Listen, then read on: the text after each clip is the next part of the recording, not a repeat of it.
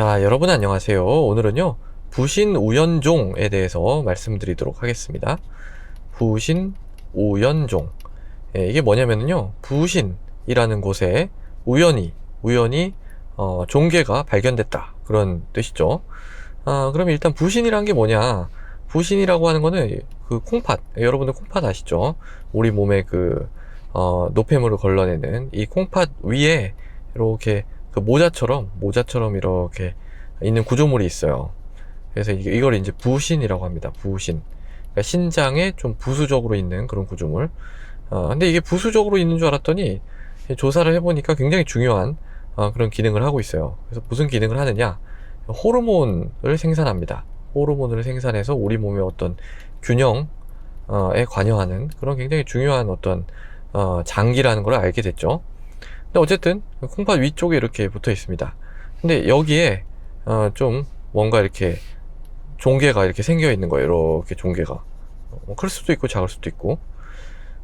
그래서 이게 뭐냐? 이거는 딱 이걸 보려고 해서 발견이 되는 경우보다는 그냥 뭐 다른 거 배 아프고 뭐 어쩌고 해가지고 그냥 건강검진 목적으로 이렇게 사진을 찍었는데, 이건 CT를 찍어야 나오겠죠? 엑스레이로는 안 나오겠죠. 이게 찰찰찰찰 이게 단면을 잘라가지고 해봐야 나오는 건데, 그렇게 해봤더니 뭔가 부신에 뭐가 있다.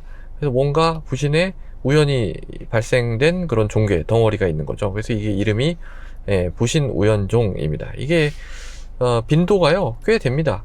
한 4.4%, 일반 인구 대상으로 했을 때는 4.4% 정도 되고, 고령층이면 더 많습니다. 고령층이면 10%, 10명 중에 1명은 이제 가지고 있는 거예요.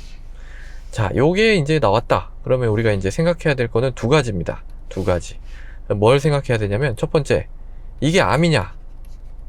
뭔가 덩어리가 있으면은 항상 생각해야 되는 게 이거 암이냐? 이걸 조금 영어로, 이게 너무 한국말로 하니까 좀 없어 보이는데, 영어로 하면 is it malignant? 이렇게 됩니다. is it malignant? 악성 종양이냐? 라는 거죠. 이걸 판단을 해야 되겠고, 두 번째는 뭐냐면, 이게 기능성이냐 하는 거를 판단을 해야 됩니다. 이게 기능성이라는 거는 얘가 원래 하고 있는 기능이 이제 호르몬을 생산하는 거잖아요. 이게 이제 종양이 생겼는데, 이 기능성이라는 거는 호르몬을 막 엄청 만들어내는 놈이냐 라는 뜻이에요. 공장이 풀 가동되고 있느냐, 그런 거죠. 아니면 그냥 덩어리만 있고 이게 뭐 별로 역할을 안 하는 거냐. 이게 영어로는 is it functional? functioning? 이렇게 표현할 수 있겠습니다. 자, 이제 첫 번째, 그러면 이거 암이냐, 이거에 대해서는 어떻게 얘기를 할 수가 있느냐, 그러면은요, 이거에 대해서, 자, 첫 번째, 일단 크기를 보는 겁니다. 크기를 봐가지고, 일단 크기가 크면은 암일 가능성이 높습니다. 이게 크기 기준이 한 4cm 정도 되는데, 4cm가 넘어가면은 암일 가능성이 있다. 그렇다고 해서 이게 뭐 작다고 해서 암이 아니라는 건 아닙니다. 어쨌든 근데 크면 클수록 암일 가능성이 높아지는 거겠죠. 그 다음에 이제 두 번째는 뭘 봐야 되냐면 영상 검사를 봐야 돼요. 영상 검사. 요새는 영상이 굉장히 좋아졌기 때문에 영상을 봐야 되는데, 조금 정밀 영상 검사를 해야 됩니다. 그러니까 CT인데, CT도 이제 조영제, 콘트라스트를 쓴 CT를 해가지고 이 종괴 조영제가 잘 먹는지, 먹으면은 뭐 균일하게 먹는지, 뭐 어느 정도로 먹는지 이런 걸 좀 봐야 되고, 또 이 뭐 보더 라인이라든지 뭐 규칙, 이게 이제 좀 울퉁불퉁하냐 아니면 깨끗하냐, 뭐 이런 것도 좀 봐야 되고, 뭐 여러 가지 이제 좀 이렇게 영상에서 보는 그런 관점들이 있거든요. 그래서 정밀 검사를 해가지고 이게 이제 암이냐 아니냐 이걸 좀 판단을 해야 되겠습니다. 그러니까 이게 보이면은 일단은 좀 CT를 정밀 검사를 해야 된다. 정밀 CT를 다시 찍어야 될 가능성이 있다라는 거죠. 그렇게 해서 판단을 하면 되겠고, 그 다음에 두 번째는 이제 이게 기능성이냐 하는 거에 대해서는 이게 이제 빈도를 봐야 되는데, 대부분의 경우에는 비기능성입니다. 비기능성. 호르몬을 안 만든다는 얘기죠. 그냥 덩어리가 있긴 있는데 그냥 가만히 있지, 얘가 무슨 호르몬을 만들지는 않습니다. 이게 한 80에서 85%는 안 만들어요. 근데 나머지 한 10 내지 15%, 이게 숫자가 안 맞네. 이게 85에서 90으로 해야 되겠네. 어쨌든 10에서 15%는 기능성입니다. 그러니까 무슨 호르몬을 만든다는 거죠. 그럼 무슨 호르몬을 만드느냐? 자, 첫 번째 스테로이드입니다. 스테로이드. 예, 이게 이제 글루코콜티코이드라고 하는 건데요. 글루코콜티코이드. 이게 뭐냐면, 이게 조금 부신에 대해서 좀 아셔야 되는데, 부신의 구조를 보면은 겉질이 있고 속질이 있어요. 겉질이 있고 속질이 있는데, 예, 이게 이제 겉질에서 만드는 게 이 스테로이드, 글루코콜티코이드. 예, 그 다음에 이제 뭐 아드레노코르티코이드, 뭐 여러 가지 이제 성호르몬도 만들고요. 그 다음에 이제 알도스테론도 만들고 그렇습니다. 근데 이 속질, 이 안쪽에서 수질이라고 하는데, 안쪽에서 만드는 게 이제 카테콜라민입니다. 카테콜라민. 에피네프린, 노르에피네프린. 우리 몸에서 위기 상황 때 발생하는 그런 호르몬들. 그래서 이게 기능이 약간 겉과 속이 다르거든요. 예, 겉과 속이 다른데 기능이 좀 다릅니다. 예. 그래서 어쨌든 뭔가 그러니까 이 세 가지가 다 많이 만들어질 가능성이 있는 거죠. 그래서 이 스테로이드가 많이 만들어진다. 그러면은 우리 몸에 스테로이드가 과잉이 되잖아요. 그러면은 이제 생기는 게 뭐예요? 따라오는 게 고혈압, 그리고 콜레스테롤, 그다음에 당뇨, 뭐 비만, 뭐 동맥경화, 이제 이런 애들이 줄줄이 사탕으로 따라옵니다. 그러니까 스테로이드 과잉일 때 줄줄이 사탕처럼 이제 따라오는 병들.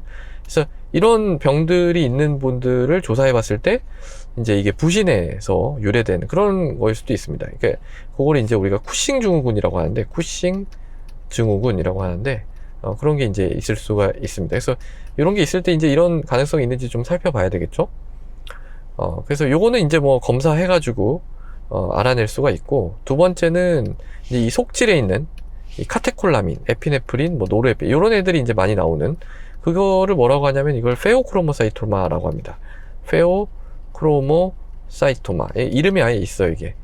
크롬 친화 세포종, 우리말로는 이제 크롬 친화 세포종이라고 하는데, 어쨌든 얘가 이제 만약에 생긴다. 그러면 이거는 고혈압이 따라오겠죠. 그러니까 고혈압 시간에도 제가 말씀드린 게, 고혈압 중에서도 2차성 고혈압이라는 게 있다고 했어요.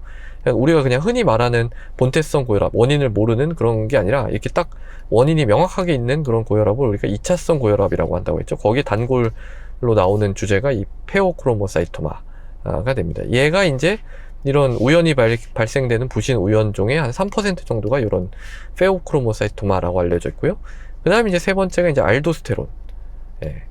이 알도스테론도 여기 부신에서 만들어내는 호르몬 중에 하나인데, 얘는 어떤 기능을 하냐면, 콩팥에서 원래 하는 기능이, 콩팥에서 이 소듐, 이 나트륨 이온을 흡수하고 칼륨 이온을, 포타슘 이온을 내보냅니다.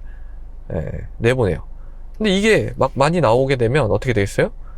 소듐은 흡수를 하겠죠. 근데 흡수를 해도 얘는 이렇게 다시 걸러가지고 나갈 수가 있거든요. 근데 포타슘 부족한 건 우리가 어떻게 할 수 없잖아요. 그러니까 너무 우리 몸에 이 칼륨 이온이 되게 중요한데, 얘를 너무 많이 배출해가지고 이 저칼륨 혈증을 만들 수 있습니다. 저칼륨 혈증.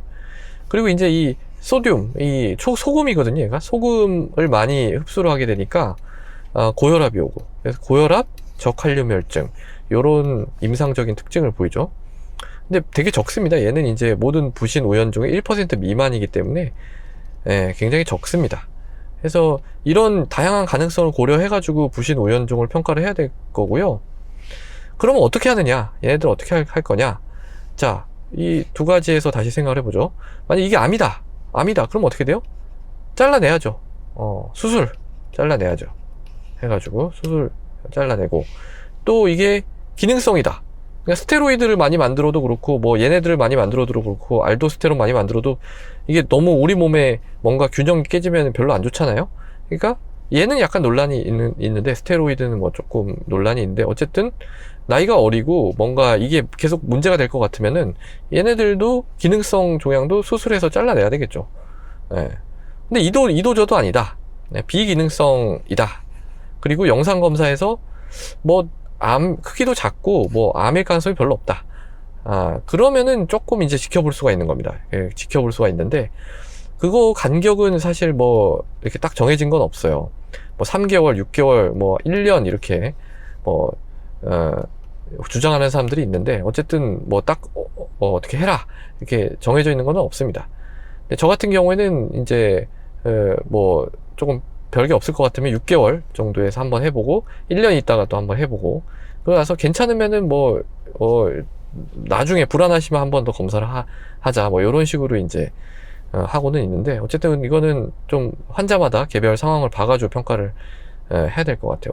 어떤 사람은요 그냥 이런 게 있으면은 1cm만 넘어도 다 수술하자 뭐 이런 분들도 있어요. 왜냐면은 뭐가 있는 거니까 이거 뭐 찝찝하게 두냐, 그냥 수술해서 잘라버리면 되지 않느냐 이렇게 얘기를 하는데, 뭐 일리가 있긴 한데 빈도를 봐야 돼요. 그러니까 노인에서는 그러면은 10%인데 그럼 10명 중에 1명이 다 이것 때문에 막 다 수술해야 되냐 하면은 그건 또 아니거든요. 그래서 이거는 케이스 바이 케이스로 판단을 해야 되겠다라는 겁니다. 예. 어쨌든 이 부신에 뭔가 CT를 찍었는데 부신에 뭐가 있다, 부신 우연종이다 이런 게 이제 있으면은요 그냥 넘길 건 아닙니다. 그러니까 뭔가 이렇게 조사를 해보고 플랜을 짜가지고 이제 해야지, 그냥 뭐 없는 걸로 하자 이렇게 하고 그냥 뭐 무심코 넘기는 건 그런 질환은 아니다 라는 점에 대해서 말씀을 드립니다. 지금까지 제가 말씀드린 거는 한쪽에 있는 거를 이제 기준으로 말씀드렸고요. 양쪽에 있는 건 좀 다르거든요. 양쪽에 있으면 뭐 다른데 이제 암이 있다가 이렇게 전이가 됐을 가능성도 있고 뭐 좀 여러 가지 해야 되거든요.